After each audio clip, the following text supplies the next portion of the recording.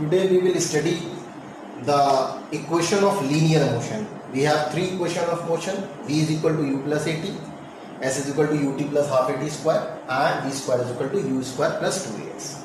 Let's see the derivation of first equation of motion. So first of all, you have to learn this figure in your mind. Suppose that a body was moving with initial velocity u, changed its velocity v in time t. There are two figures. ABD, it is a triangle, and ADOT, it is a rectangle. So to obtain the first equation of motion, we have to calculate the acceleration of this line.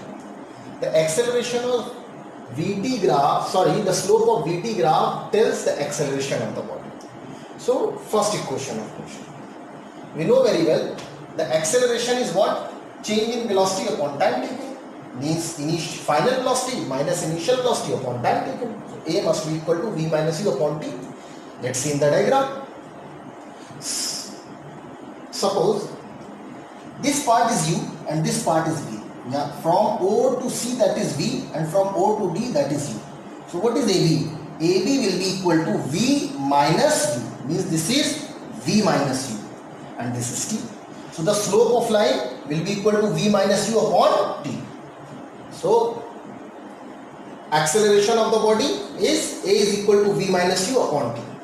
Then if T is brought to this side, then what would happen? Let's see. It will become V is equal to AT plus U, or V is equal to U plus AT. This is first equation of motion. We will learn the second equation of motion. How to derive the second equation of motion? First we will see the VT graph of the body.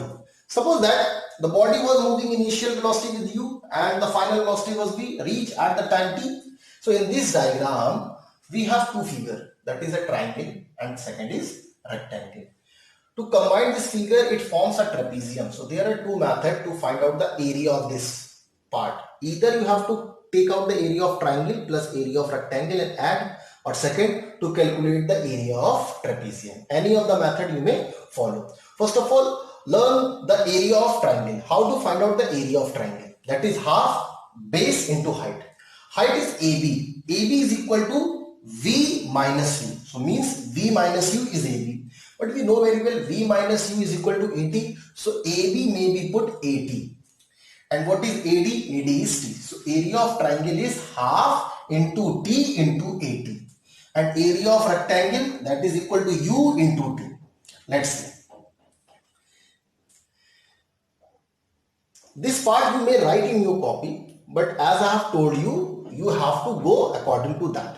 It is written distance covered by the object in the given time t is given by the area of the trapezium. As I have told you, either you have to apply the area of trapezium or you may apply the distance is equal to area of triangle plus area of rectangle as I have written here. Now see. So the distance S is equal to 1 upon 2 into AT into T. This is the area of triangle. And this is the area of rectangle.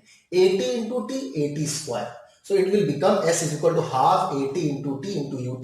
That is equal to S is equal to half AT square plus UT, or S is equal to UT plus half AT square. Learn this. This is the second equation of motion. This is the total derivation of second equation of motion. Let's see the derivation of third equation of motion. It is also known as the relation between the two velocities and the distance of the body. So how to find out this equation of motion? First of all, we have to calculate the area of trapezium of VT graph in that diagram which we had discussed. Suppose that the body was moving with velocity u and the final velocity was v. Then we have to calculate the distance covered by the body by calculating the area of trapezium. So area of trapezium is half sum of the parallel side into perpendicular distance. So the same formula is given in this. Let's see. Half sum of the parallel side. This is into cross. It is a cross into distance between the parallel side.